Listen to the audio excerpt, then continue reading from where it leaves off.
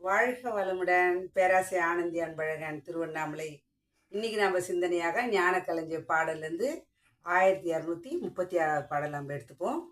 அருள் தொண்டே என் வினை அப்படின்னு சுவாமிஜி கொடுத்துருக்காரு. என் செய்வேன் என் உள்ளத்தில் இன்ப ஊற்றில் யான் நினைந்து மிதந்திருந்தேன் காலம் காணும் மின்னலை போல் சிறிய வழி பின் கழுத்தில் மெதுவாய் கண் விழித்து கண் விழித்தேன் கனவு போச்சு. இன்னது என்று வினை இருக்கிறது இருப்பு என்னை கொண்டே யான் துருவி துருவி ஆராய்ந்து பார்த்தேன். பின்னலின்றி பிழையின்றி வாழும் மக்களுக்கு பேரறிவில் அருள் தொண்டே வினை தேர்ந்தேன் அப்படின்னு சுவாமிஜி கொடுத்துருக்காரு. இன்னைக்கு அந்த பாடலை நம்ம சிந்தனையாக எடுத்துக்கலாம். என் செய்வேன் என் உள்ளத்தில், அதாவது பார்த்தீங்கன்னா அவர் என்ன நினைச்சாரு அப்படின்னா, சுவாமிஜி என்ன செய்யுது நம்ம உள்ளத்துல இன்ப ஊற்று வந்துட்டு இருக்கு. ஆனா பார்த்தீங்க அப்படின்னா யான் திளைத்து மிதந்திருந்தேன் காலம் காணும்.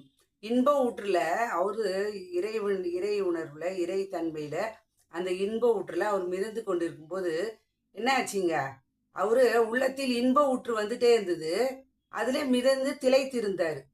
ஆனா பார்த்தீங்க அப்படின்னா மின்னலை போல் சிறிய வழி பின் கழுத்தில், அவரோட பின்னாடி இருக்கக்கூடிய கழுத்துல சின்ன வலி தோன்றிதான். எப்பயுமே அவன் சுவாமிஜி ஒன்று சொல்லுவார் பாருங்க, வலி நோய் மரணம் அப்படின்வார். அதாவது முதல் பெல் அடிச்சிடும். வலினாவே நம்ம அவேர்னஸ் நிலை வந்துடணும், அறிவு விழிப்பு நிலைக்கு வந்துடணும். இல்லை அப்படின்னா அது என்ன காலத்தால் நீண்டு இடத்தால் அகலும் பொழுது அதுவே நோயாக மாறி மரணம் என்ற பெரிய ஒரு பிரசாதத்தை நமக்கு கொடுத்துருவார். அப்போ ஒரு சின்ன வழின்னா நம்ம என்ன பண்ணுங்க, இறைவன் நமக்கு அடிக்கிற பெல்லுன்னு நம்ம நினச்சிக்கணும். அப்போ உன்னால் முடிஞ்ச அளவுக்கு நீ சமுதாய தொண்டை செஞ்சாதான் மீண்டும் பிறவி எடுக்காத ஒரு நிலை அவர் உணர்ந்ததால என்ன பண்ணாருங்க, மெதுவாய் கண் விழித்தேன் கனவு போச்சு. கனவு கண்டுட்டு இருந்திருக்கிறாரு. அப்போ இரையாற்றல் எப்படி உணர்த்திருக்கு பாருங்க. உடல் இருக்கும்போதே உன்னோட வினைப்பதிவை தீர்த்துக்கொள். என்ன சொல்லுவாங்க, மக்கள் தொண்டே மகேசன் தொண்டுன்னு சொல்லுவாங்க. அப்போ அடுத்தது பார்த்தீங்கன்னா இன்னது என்று வினை இருப்பு எண்ணம் கொண்டே, அப்ப இன்னும் இருக்கு நமக்கு வினைப்பதிவு, அதுதான் இரையாற்றல் நம்மளுக்கு உணர்த்தி இருக்குன்னு அந்த எண்ணத்தை கொண்டே யான் துருவி துருவி துருவி ஆராய்ந்து பார்த்து என்ன பண்ணுங்க, பின்னலின்றி பிழையின்றி வாழும் மக்களுக்கு. பின்னலின்றி தான் நான் ஜடப்பின்றது சொல்லலாம், அதையும் சொல்லலாம். பின்னல் அப்படின்னா சிக்கல் தான் அந்த இடத்துல. அப்ப சிக்கல் இல்லாத மக்களே கிடையாது, பிழை இல்லாம மக்களே கிடையாது. சுவாமிஜி அழகான ஒரு வார்த்தை சொல்லுவார் பாருங்க, மனிதனோட வினைப்பதிவு தெரிஞ்சுக்கணும்னா 3 விதத்துல தெரிஞ்சுக்கலாம். என்னென்ன தெரிஞ்சுக்கலாம், உடலில் நோய், உள்ளத்தில் கலங்கம், வாழ்க்கையில் சிக்கல். அப்ப இது 3 ஒருத்தட்டு இருக்குது அப்படின்னா ஏதாவது ஒன்று இருந்தா கூட அவனுக்கு வினைப்பதிவு இருக்கிறது என்று அவர் நம்ம நினைவில் எடுத்துக்கணும். அப்ப யாரும் பிரச்சனை இல்லாத துன்பம் இல்லாத இல்லை. அப்ப அவங்க அது மாதிரி வாழக்கூடிய மக்களுக்கு என்ன செய்யணும் அப்படின்னா, பேராற்றலை அருள் தொண்டே வினை தீர்க்க தேர்ந்தெடுத்தேன்.